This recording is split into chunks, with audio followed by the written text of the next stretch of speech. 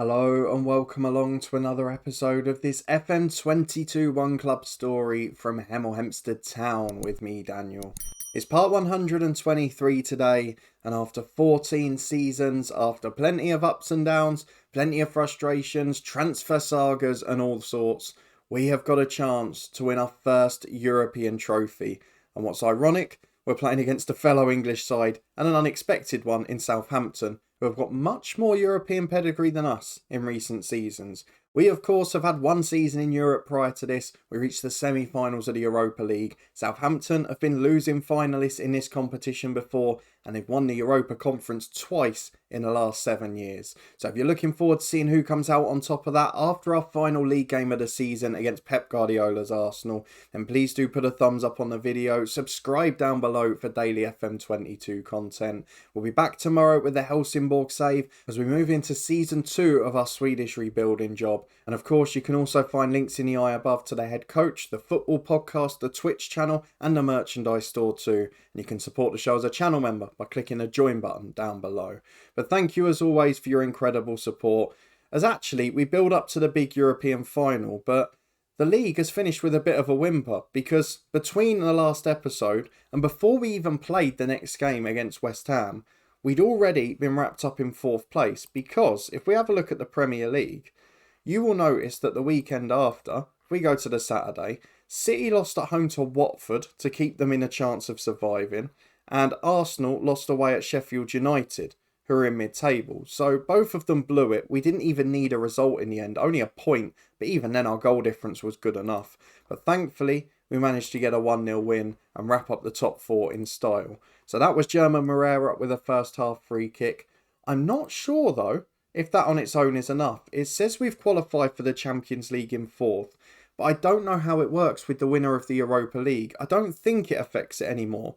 But of course, Southampton are in 9th, and if they beat us in the Europa League final, will they then take precedence over us? That's the only thing I'm concerned about. If not, we should be alright. And regardless, we're going to be in the Europa League again, which is all that matters. But a real big step forward this season, albeit it's because Arsenal and City have had pretty drastic failures. But we're not going to complain. We've done really well to be where we are. We can actually relax and enjoy this last Premier League game, which is going to be a nice luxury to have. But with there being 10 or 11 days after this game before the next one, I still think we're going to need to play the first team. In terms of the medical centre, we have got a couple of players who have had knocks. Rodrigo De Vita and Dominic Chauvin are out. He's going to be out for a day, so won't be risked today. And probably the same for Mailton, who's just back from injury. He'll probably be on the bench rather than in the starting 11. But with the focus firmly on the pitch and firmly on the second game today, let's go and get through the first and enjoy finishing 4th in the Premier League. No chance of catching Liverpool above, no chance of being caught from below. So the only thing really to look out for is whether Watford or Brighton stay up in the Premier League. I would imagine it's probably going to be Brighton. We could do with that given our record against them. So let's get through the tactical meeting. We got loads of players to close down. A disappointing season for Arsenal. Another one that have underwhelmed and not been consistent. So we're going to pick our first 11. A couple of injuries to get out. And we'll be back in a moment to run through the team. Right then, as expected, Chauvin's left out. Mailton's left on the bench. The starting lineup though is virtually as strong as we can be aside from that. We've got John Moore between the sticks with Danilo Jose and Rodrigo Delgado the fullbacks, Jura and Hannafan as centre-half, Arlan and Du, Moreira and Martin the midfield diamond, Rica and Torres up front. We've got loads of players tied down to new deals, but Rica, the only one we can't do at the moment, doesn't want to discuss because there's interest elsewhere, and we all know how that ended up in January. The ironic thing is, one of the clubs are Arsenal, and they finished below us. If it's United, might be a bit trickier because they're winning the league every year. So let's go and have a look at the squad itself because there are a few players that we've managed to tie down. If we have a look at the contract offers screen, there's 2 more to be confirmed, which is Rodrigo Delgado and David Peebles, who will be joining us permanently. We'll look at that in a moment. Danilo Jose has signed a new deal till 2040, as has Arlan, as has Kay Striker, and Jason Dorner has extended as well. I know he's not maybe the highest profile one. In fact, he's barely played this season. But when you've got a player who's happy to make 12 appearances, mostly off the bench, only really start games in the Carabao Cup, and still sign a new deal and sit there as 5th choice striker, sometimes you do really have to appreciate that in a player. So if we have an emergency situation, he's someone we can call upon. We've extended Josh Hayes by another year at the backup goalkeeper. Is there anybody else that we haven't got tied down? I think all of the rest are on the deals they currently are. Oh, John Moore as well has signed a 4-year contract. So really looking good on that front. Just Rickett that I'd really like to get done now. Jack Hanafan's the same year too, but as we've seen many times before, there's no point doing it when they're wanted. The good news though is that we've got our first signing of the summer. For 5.75 million, potentially rising to 7, David Peebles comes in to join us permanently as backup left back. For a wage of about 35 grand a week, it's a really solid addition. He knows the club, he's played really well whenever he started. And as a deputy to Delgado, look, he's a safe pair of hands for a very small price. And I'd be very surprised, even if we did want to sell him in the future, if we didn't make a big profit on him. So I'm really happy with that deal. I'm really pleased with all the contractual stuff. We're looking good. And we've been given a 70 million budget for next season. So maybe we can find that centre-half too. Let's get through to the team selection again though. We've gone through the 11 that's playing today. It's a big game in terms of stature. We can lay down a marker for next year. But the result really, not that important at all. Well, again, looking at the Arsenal side, we're starting to see that changing of the guard. Hakimi, Havertz, Saka, all on the bench. Kai's there as well. Kelleher's the sub-keeper. The only players in the starting 11 that are real, I think, are Ramsdale in goal and Jamal Baptiste, who's a West Ham youngster at the start. The rest of them, I'm pretty sure, have been turned around. But then looking at the players coming out of the side, you've got Fabio Silva, who's the second top scorer in the league. You've got Martin Ødegaard as well. Even Tommy Asu's still there. So have they maybe got a European final or something coming up? Because they're resting a lot of players for this game. There's nothing afterwards. They've lost in the Champions League. Doesn't really make sense. Maybe it's just a fitness issue. Maybe it's just AI mismanagement. We've seen it before. Let's get through the dressing room though. We're going to ask the lads to prove a point. And hopefully we'll deliver a big first half performance. Through the tunnel interview we go. The final day is at the Emirates. As we've got a free kick in our own half, deep with Jura, who plays a 1-2 with Delgado. Early doors here, and we're in possession well, as it's a long ball towards Rickett, who takes on the defender, beats him under pressure, and then chips over the bar. He'd done all the hard work. He was stronger, he was quicker, he was better off the ball. But then he wasted a gilt-edged chance. 0-0 with 10 minutes gone. We might live to regret that. As it's a corner kick for Arsenal, quarter of an hour on the clock. Into the front post is a good header. Just wide from Pavlovic. He got a good connection, but couldn't quite hit the target. Loads of shots going in for the hosts now, but still 0-0. Well, half-time, it is Arsenal 0, Hemel Hempstead Town 0. Not a lot in the match, but Arsenal having more of the chances, bit more of the territory. But we've got the lads motivated, and we're going straight from the kick-off in the second half, as Jura finds Arlan at the back. We've not been great on the road in the Premier League in recent months, it's got to be said. You've seen a lot of draws and scrappy games on camera. As Rickett gets it in towards Torres, Ramsdale does really well. Comes and gathers that, commands his box. As we're back with John Moore in goal, playing out to Hanifan at the back for us. Chips the ball forward towards Rickett, but it's a little overhit. Baptiste's header only goes as far as Moreira though. He plays a 1-2 with Torres, and up to Rickett. Beats his man with ease, does he? Turns inside, it's a cracking effort. Just over the bar, a minute gone in the second half. And to be fair, we've put up a decent scrap so far. We're starting to come into it. We're looking better as the game goes on. And it looks like we've got a slight fitness advantage too. So with an hour on the clock, we'll think about subs. And hopefully they can be crucial ones. As Elizondo's got a corner for Arsenal. Headed away well by Delgado. It's out to Williams on the right hand side, who finds Jamal Baptiste. Switch to Elizondo, who's in the box. Back to Sergi Chuk. It's a good block. And Undo plays with Jose, who clears it downfield. We're going to make our changes now with 25 to go. Although we've got to see out the highlight. You know my superstition? Not that it works this season, because we've conceded from half of these anyway. But Undo wins the ball back this time, and Delgado has time at the back. Into Arlan and Moore. Out to Hanifan. Just going long today for some reason. We normally play through the lines really well. But Hanifan, one of the most composed defenders in possession, just been punting it forward. It's been very unlike him. As Elizondo gets in, it almost leads to a goal. I thought Hanifan had just given that away there. But thankfully, the offside flag was up. Carlos Martin's having a poor game, so Mailton will get some fitness ahead of the Europa League final. Carlos Torres will be replaced by super sub Tyrese Ricketts, and Arthur Ndu will come off for Miguel Coronel, who's probably in his worst form of the season. With 25 to go though, it's 0-0 here. and we're doing okay. We've not been the better side by any means, but we're competitive, and that shows enough guts. Well, into stoppage time, there's not an awful lot going on here. We're going to encourage the lads for the last couple of minutes as Arlan and Jura play a 1-2 in possession. Moreira gets it, back to Jura again, and another solid game at the back there, the Spaniard, and maybe we'll be that solution if we can't find a star this summer, as it's inside to Arlan and Moreira. Up to Mailton, through ball to Ricker, he's 1-on-1 in stoppage time, Ricker's in, it's a good save from Ramsdale. Probably should have been the moment, but we wouldn't have deserved it overall, so we can't have any complaints, as Bukayo Saka flies down the left, Coronel with the most cynical of challenges.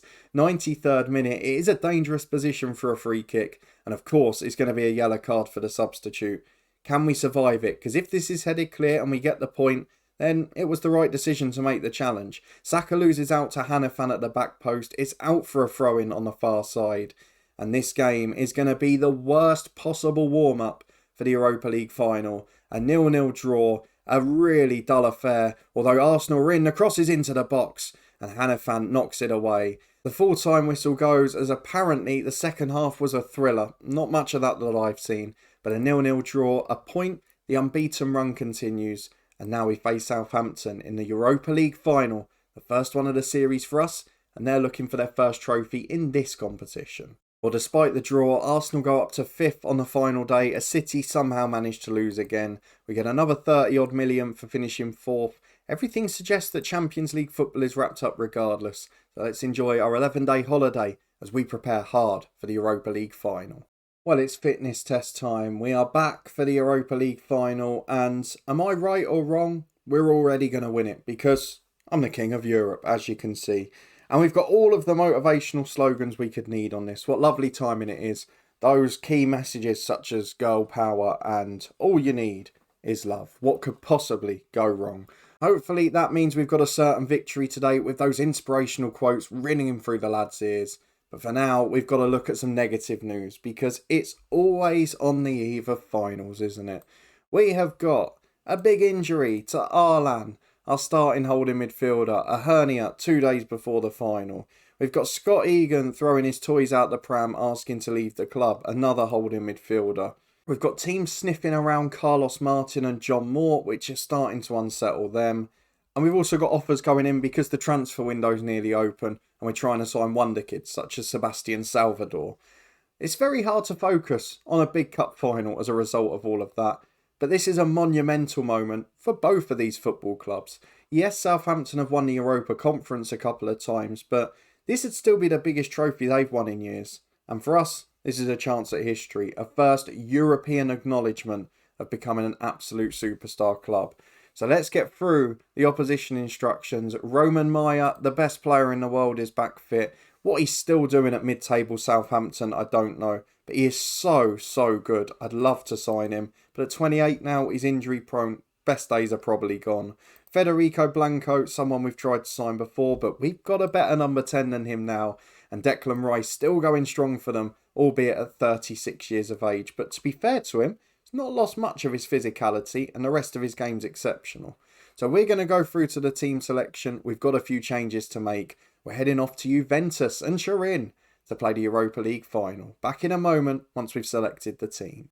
Okay then, big decision time. This is where you earn your money. We have gone for 2 players lacking match fitness in the diamond. That's not really through choice. We've gone for Tyrese Ricketts over semi-final hat-trick hero Carlos Torres up front.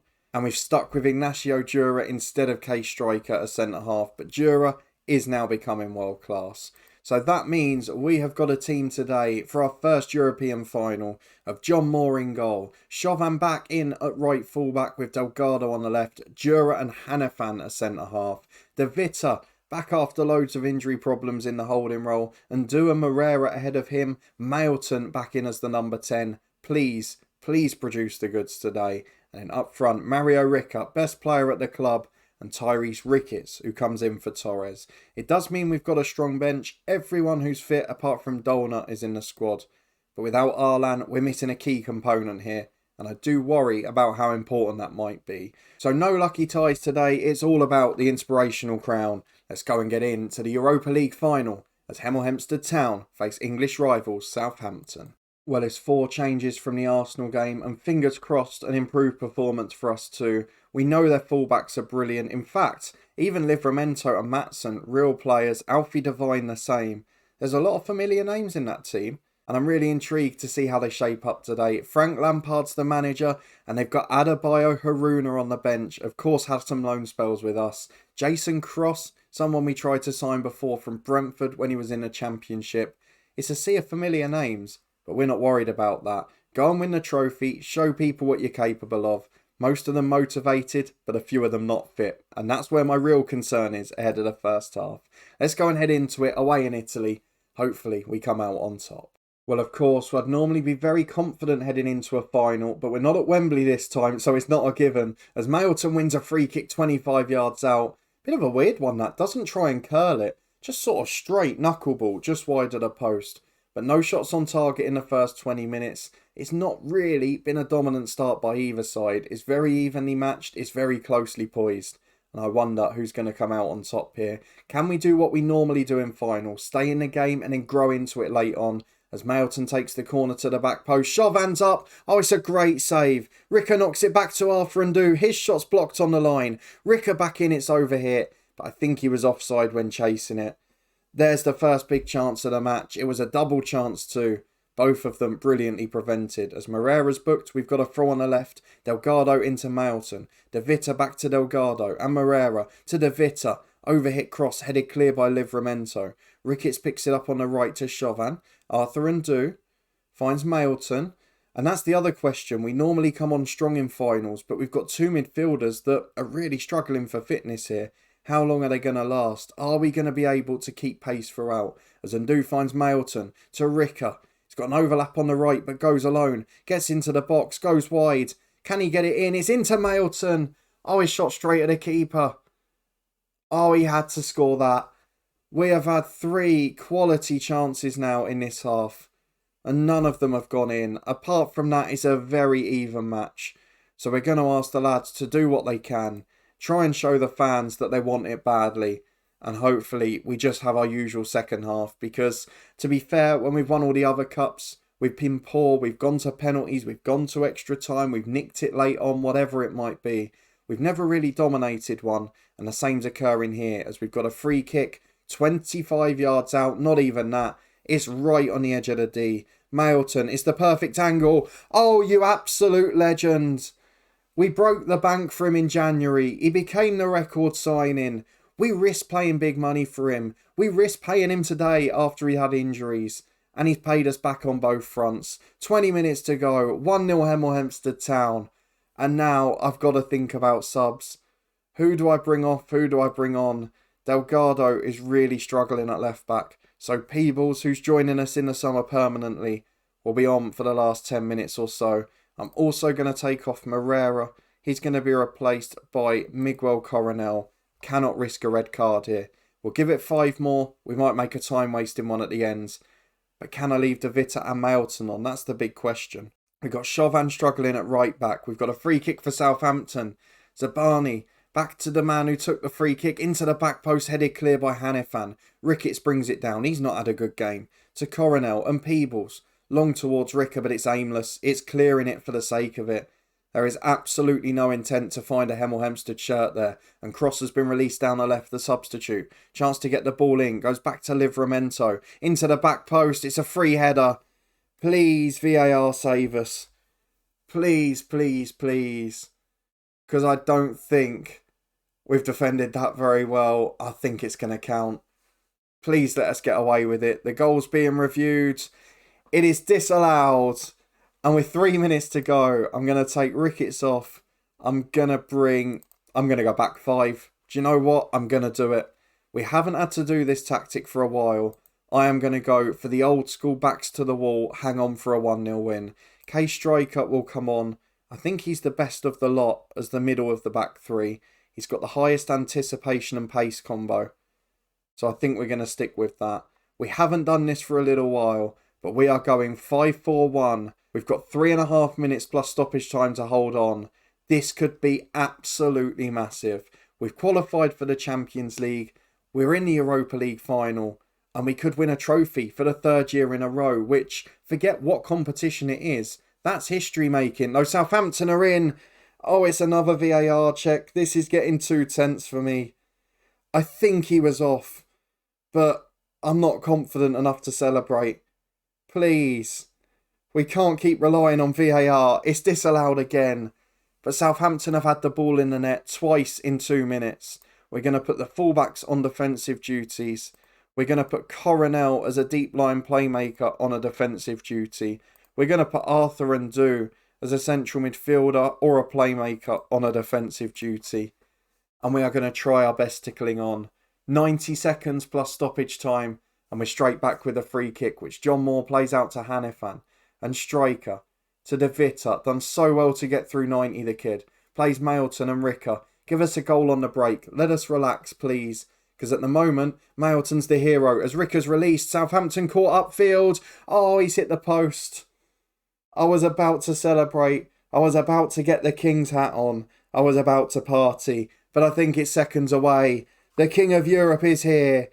And Hemel Hempstead Town have won the Europa League. A first European trophy. A fourth trophy in 3 years with 2 FA Cups and a League Cup. Of course, we've not won either of the big ones yet.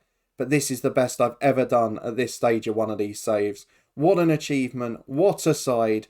Mailton, the January sign-in, the hero yet again, as Hemel Hempstead Town win the Europa League, and with it, Champions League football assured. Back in a moment for the fallout of that one, but these lads, they just know no bounds. Well, unfortunately, I've lost my crown in the celebrations after the game, but most importantly, we did lift the Europa League. I don't care really whether we finish 4th or 9th or 17th. If we keep winning a trophy every year, that's all I need to make history in this save. We'll sort out all the transfer offers and stuff afterwards. Arlan, Striker, Delgado, all happy that we've met objectives. Of course, we've got medals for the Europa League win. We've got big money coming into the club.